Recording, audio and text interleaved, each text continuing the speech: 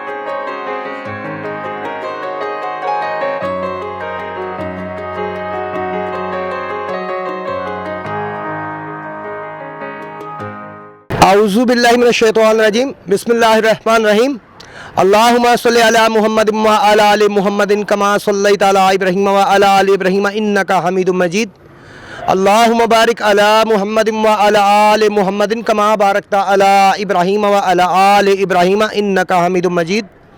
अस्सलाम वालेकुम नाज़रीन, आप देख रहे हैं पाकिस्तान का कबूतरबाजी पे सबसे पहला high definition channel Pakistan pigeon association, और मैं हूं आपका होस्ट, आपका दोस्त फैसल मीर। आज हम उस्ताद नईम भट्टी साहब के पास दोबारा से हाजिर हुए हैं बीमारियों के ऊपर सेगमेंट करने के लिए।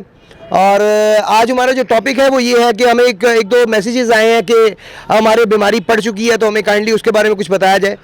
तो आज हमारा सवाल उस्ताद साहब से यही होगा कि वो हमें कुछ ऐसे प्रिकॉशंस बताएं जिससे कि जो बीमारी है उसे खुडे से निकाला जा सके।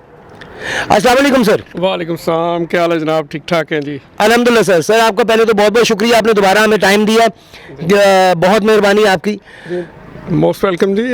मैं इसके लिए हमेशा हाज़िर हूँ, चूँकि हमारा ये एक मुश्तरका शौक़ है और इसमें जो भी हमारे शौकीन भाई हैं और अगर उनका कोई भी इस किस्म का क्वेश्चन है, चूँकि ये किस्म का मैं समझता हूँ कि ये एक सदका जारिया है जी जी, और इसमें हमारा चूँकि शौक़ इसी पे बेस करता है, हमारे जो कबूतर हैं। और यकीन जानिए कि जब खुदा न खासा कोई बीमारी ऐसी कबूतरों में आ जाती है तो शायद बंदा अपनी बुखार हो जाए या खुदा न खासा कोई ऐसी चीज़ हो जाए तो शायद उसमें इतना वो फ़िक्रमंद नहीं होता जितना अपने कबूतरों के बारे में वो फ़िक्रमंद रहता है। और मैं समझता हूँ कि ये एक किस्म की लगन है और ये एक ऐसा शौक़ है जो कि शायद हमारे ब्लड में है। जी सर, बिल्कुल आपने सही फरमाया। मेरे जब उस्ताद साहब को पता है, वो एक दफ़ा मुझे याद है कि मैं गया तो वहाँ से उनकी छत पे और भी दोस्त आए हुए थे। उन्होंने पूछा जी क्या बात है फैसल, तबीयत ठीक है? मैंने कहा हाँ ठीक है। तो उस्ताद साहब कहते हैं वो ऐसे कबूतर बीमार होने ने ऐसे कर लो ऐसी आदि तबीयत ढिली हुई है। और वाकई एज इट इज़ था, मेरे वाकई बीमारी बढ़ी हुई थी।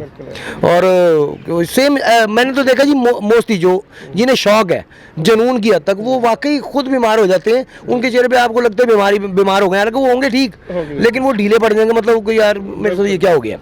तो उस्ताद जी मुझे अभी रिसेंटली ये सवाल किया गया कि जी मेरे खुले में बीमारी पड़ चुकी है, तो इसके लिए मुझे कुछ बताएं। तो मैंने, क्योंकि मैं अपने से कुछ नहीं बता सकता, कह सकता मैं मतलब इतना इल्म नहीं रखता, मैं नहीं चाहता कि कोई मैं बात करूं उसका कोई खुदा ना करे नुकसान हो जाए। तो आपसे मैंने ज़हन बनाया था कि आपसे ये सवाल करूंगा ताकि आप माशाल्लाह नॉलेज रखते हैं, अच्छा नॉलेज है आपके पास, तो आपकी बताई हुई चीज़ एक लेसन होगा मेरे ख्याल के मुताबिक। तो काइंडली इस बारे में ज़रा हमारे व्यूअर को बताइएगा कि इसका क्या हल किया जाए। जी बहुत शुक्रिया जी। इसमें आपने बड़ा एक अहम क्वेश्चन जो है वो किया है, और इसमें अक्सर जो है इसकी प्रिकॉशनरी मेजर्स तो हम लेते रहते हैं। मतलब इसमें वैक्सीन है जो है हम करते रहते हैं, इसमें लोकल वैक्सीन है और इसमें इंपोर्टेड वैक्सीन भी है। ये इसमें पहले तफसीली एक इस पे सेगमेंट हो चुका है। जी जी। तो इसमें ये है कि एक पोस्ट इफेक्ट्स जो हैं जिसको हम कहते हैं कि अगर खुदा न खास्ता बीमारी कबूतरों में आ गई है तो फिर इसके लिए क्या करना चाहिए। तो इसमें ये है कि अक्सर जब बीमारी आ जाती है तो दोस्त जो है वो हमारे हम शौक भाई जो हैं वो अक्सर उनको समझ नहीं लगती कि इसका क्या किया जाए। या इस तरह है कि जब एक कबूतर बीमार होता है या 2 होते हैं या 3 होते हैं, तो इसमें जो है वो उससे जो सेहतमंद कबूतर उस डरबे में जो होते हैं वो भी इससे काफ़ी एडवर्सली इफेक्ट होते हैं, यानी उससे मुतासर होते हैं। जी बिल्कुल ऐसे ही। तो इसमें ये पूरी इस तरह जो है ये बीमारी जो है ये चूँकि बेसिकली ये वायरल एक डिज़ीज़ है, ये वायरस जो है ये बड़ी तेज़ी से जो है वो फैलता है जी। और इसमें यह है कि दूसरे कबूतर जो कि सेहतमंद होते हैं वो भी इससे काफ़ी ज़्यादा इफेक्ट होते हैं। तो इसमें खुदा न खास्ता अगर बीमारी आ जाए तो सबसे पहले जो कबूतर आपको सिम्टम्स इसमें नज़र आ रहे हैं कबूतरों में कि उसमें यही होता है कि वो गर्दन हिलाना शुरू कर देते हैं, कबूतर ढीला हो जाता है। और गर्दन हिलाने वाली स्टेज बाद दफ़ा बाद में आती है, पहले कबूतर जो है वो ढीला होता है, उसमें बाद दफ़ा पोटा जो है वो उसका फूल जाता है, उसमें पानी होता है, वो लोग दोस्त जो हैं वो पानी भी निकालते हैं, बहुत गर्म पानी होता है। ये भी एक किस्म की सिम्टम्स हैं। कबूतर जो है वो सुस्त हो जाता है, दाना खाना कम कर देता है, और जो है उसमें वो इसका जो बॉडी है वो इम्बैलेंस हो जाती है। इम्बैलेंस मुराद है कि वो उसकी जो एक नॉर्मल एक जो एक्टिविटी होती है वो उसमें नहीं होती, यानी वो कबूतर अपना नॉर्मल जो है वो एक्टिविटी शो नहीं कर रहा होता। वो कभी दाएं तरफ गिरेगा, कभी बाएं तरफ गिरेगा, गर्दन हिलाना शुरू कर देगा। तो ये, और उसकी अगर आप आंखों का कलर देखें तो बाज़ दफ़ा ये भी होता है कि बाज़ दफ़ा आंखों का कलर जो है उसमें एक सफ़ेद रंग का जाला आना शुरू हो जाता है। जी जी। ये भी एक बहुत बड़ा एक सिम्टम होती है कि कबूतर में जो है ये बीमारी आ रही है। तो इसमें यह है कि फ़ौरी तौर पे उसमें पहला स्टेप यही है कि अगर बीमारी आ जाती है तो वो जो मुतसरा कबूतर हैं जिनमें ये बीमारी आ चुकी है उनको फ़ौरी तौर पे कोशिश करें कि उनको अलग कर दें। अलग करके किसी गर्म जगह पे रखें जहाँ पे टेम्परेचर जो है वो बहुत ज़्यादा हो, यानी आम नॉर्मल टेम्परेचर से ज़्यादा हो, और उसमें जो है इनको फ़ौरी तौर पे अलग करके और इनको जो है इनका ट्रीटमेंट शुरू करना चाहिए। बाकी जो नॉर्मल जो कबूतर हैं, हमारे जो सेहतमंद कबूतर हैं वो सेपरेट रहें, अलहदा रहें, और जो कबूतर बीमार हो रहे हैं उनको अलहदा करते जाएँ। और उसका ये है कि कबूतर, इसमें पहली बात यही होती है कि कबूतर जो है वो खाना पीना छोड़ देता है। तो इसमें जो कबूतर मर गया खुदा न खास्ता वो तो ऑब्वियसली मर जाएगा, लेकिन जो कबूतर बच जाते हैं उनको आप हाथ से दाना देना शुरू करें, और इसके साथ साथ जो है उनको ये विटामिन्स देने शुरू करें। पर्टिकुलरली मेरा जो प्रैक्टिकल एक्सपीरियंस है, खुदा न खास्ता अगर बीमारी बाज़ दफ़ा आ जाती है तो उसमें एवियन जो है ये आप ज़रूर शुरू करें। इसमें 200 मिलीग्राम का जो कैप्सूल होता है वो ज़रूर दें। इनको चने दें, और जो भिगो के चने देते रहें। इसके साथ जो है वो अगर आपको वो मक्की है या इसके साथ सरसों है या मोठ वगैरह जो है, ये बड़ा अच्छा दाना होता है, अगर वो थोड़ा थोड़ा आप दें मिकदार में, ताकि ये कबूतर जो है वो हज़म कर सके। और इसके साथ साथ जो है एवियन लाजमी इसको दें, और इसके साथ साथ जो है वो एंटीबायोटिक, कोई भी इसमें अच्छी एंटीबायोटिक जो है वो आप इसकी टैबलेट्स जो है, मसलन ये जो है ये जो नोविडेट है, जी जी, इसकी जो गोली है इसका छठा हिस्सा जो है या वो आप थोड़ा थोड़ा इनको देते रहें।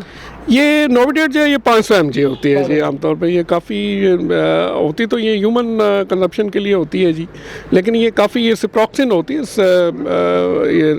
तो ये बड़ी एक 3rd या 4th ग्रेडेड एंटीबायोटिक है और ये बड़ी इफ़ेक्टिव होती है इस मामले में, क्योंकि इसका काम वायरस को तो ये किल, दुनिया में कोई ऐसी अभी तक कोई ऐसी मेडिसिन नहीं आई जिससे वायरस जो है वो हम उसको ख़त्म कर सकें, लेकिन ये है कि इसके साथ जो बैक्टीरिया उसकी जो हेल्प कर रहे होते हैं वायरस की, वो उससे ख़त्म हो जाते हैं। तो वायरस जो है वो ख़ुद ब खुद इसका एक साइकिल होता है, वो जब पूरा हो जाता है तो वो फिर वो कबूतर की जान जो है वो बॉडी जो है वो बेहतर होनी शुरू हो जाती है। तो इसमें यही है, फर्स्ट स्टेप यही है कि आप कबूतरों को जो है वो हाथ से दाना दें। जो मुतसरा कबूतर हैं, जो कबूतर सेहतमंद हैं, उनको सेपरेट रखें। और दूसरी बात ये है कि ये एक एहतियात ज़रूर करें आप कि जब दूसरे कबूतरों को, मुतसरा कबूतरों को जब आप दाना देते हैं या कोई मेडिसिन देते हैं तो वही जो है वो ग्लव्स पहन के दें, कोशिश ये करें। अगर नहीं है तो फिर आप हाथ धो के दूसरे कबूतरों में जाएं, और कपड़े जो है वो अगर कोशिश करें कि अगर बदल के जाएं तो वो दी बेस्ट है।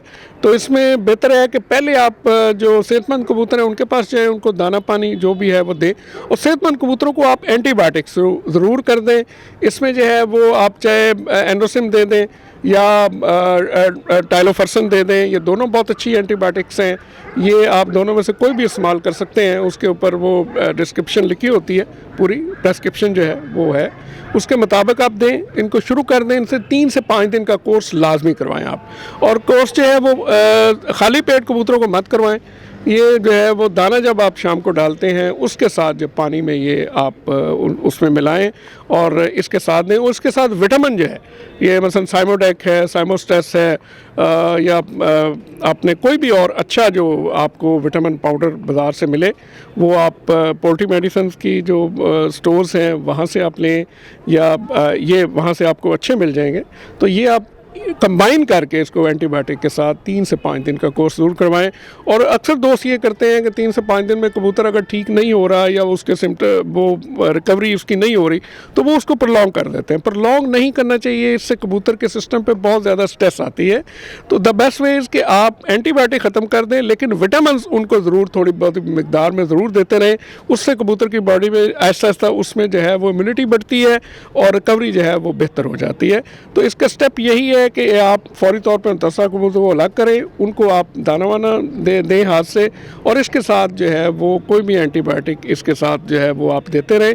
और इसके साथ एवियन का इस्तेमाल ज़रूर करें, इससे काफ़ी अच्छी रिकवरी जो है वो कबूतर को जल्दी हो जाती है। और दूसरा, सेहतमंद कबूतरों को आप एंटीबायोटिक का कोर्स लाजमी करवाएं। बेशक मुतसरा कबूतरों को भी करवाएं, लेकिन उनका बिल्कुल दाना पानी बिल्कुल अलग करें और उनको सेपरेट कर दें। एवियन के जो आपने बताया, एवियन के मिकदार क्या होनी चाहिए पर जो है बर्ड? जी, पर बर्ड जो है 1 कैप्सूल एक दिन में एक काफ़ी होता है जी। ये 200 मिलीग्राम का दें, चूँकि एवियन जो है वो 3 इसकी स्ट्रेंथ होती हैं जी। एक जो है वो 600 मिलीग्राम का भी होता है, 200 मिलीग्राम का भी होता है, 400 मिलीग्राम का भी होता है। तो कबूतर की बॉडी साइज जितना है उसके मुताबिक 200 मिलीग्राम का आप एवियन लें, इससे ज़्यादा एक्सीड ना करें जी। जी उस्ताद जी, इसके अलावा कोई बात आपके ज़हन में हो इसी बीमारी से रिलेटेड?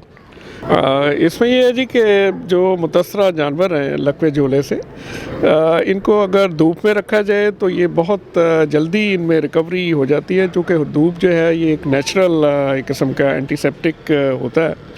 और इससे ये है कि बहुत सारे जरासीम जो कि कबूतर को नुकसान पहुंचा रहे होते हैं और उससे जो है वो इससे मर जाते हैं। और इसमें कबूतर की जो रिकवरी होती है, यानी कबूतर के सेहतमंद होने में ये बहुत ज़्यादा मददगार साबित होता है।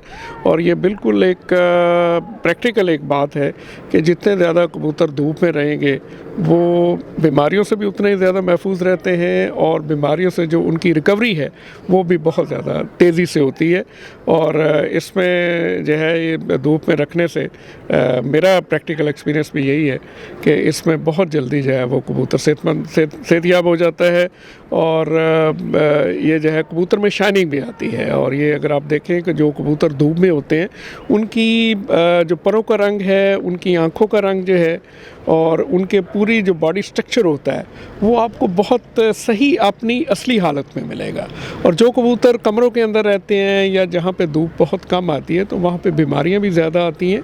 और कबूतरों का ना तो अपनी वो असली हालत में उनकी आँखों का कलर होता है और ना ही उनकी बॉडी साइज़ जो है वो इतना अच्छा होता है। तो इसमें यही है कि बेहतर है कि चूँकि ये कबूतर जो है ये बाहर का, ये नेचुरल एक एनवायरनमेंट में रहने वाला परिंदा है, कुदरती माहौल में रहने वाला है, तो इसको जितना भी कुदरती माहौल फ्राहम किया जाएगा ये बीमारियों से भी उतने महफूज रहते हैं और इनका बॉडी स्ट्रक्चर जो है वो भी आपको उतना ही अच्छा नज़र आएगा। जी बिल्कुल सही फरमाया और माशाल्लाह बहुत तफसीली जवाब दिया उस्ताद नईम भट्टी साहब ने।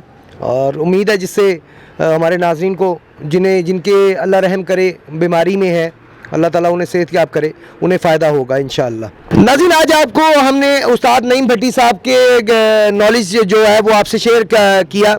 उस्ताद साहब ने आपसे नॉलेज शेयर किया अपना, उम्मीद है आपको फ़ायदा होगा। इसके अलावा अगर कोई भी उस्ताद साहब ये समझते हैं कि उनके पास बीमारियों पे अच्छा नॉलेज है तो वो हमें कॉल करें, हम उनके पास भी आएंगे इंशाअल्लाह ताला और उनसे भी, और वो नॉलेज अगर फैलाना चाहें अपना तो हम हाजिर हैं। इसके अलावा अगर किसी के ज़हन में किसी किस्म का भी कबूतरबाजी से रिलेटेड कोई भी सवाल हो वो आप काइंडली हमें हमारे कमेंट्स में करें, हम इंशाअल्लाह ताला उन सवालात के जवाब भी जिन उस्ताद साहब से मिल सकेंगे हम आप तक पहुंचाएंगे।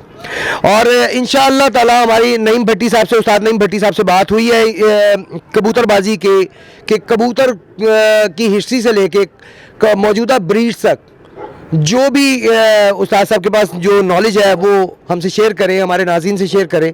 और उस्ताद नईम भट्टी साहब की मेहरबानी कि उन्होंने इस चीज़ पे हामी भरी है कि वो हिस्ट्री से लेके ब्रीड्स तक, मौजूदा ब्रीड्स तक तमाम जो नॉलेज इनके पास है वो हमसे शेयर करेंगे, आपसे शेयर करेंगे इंशाअल्लाह ताला।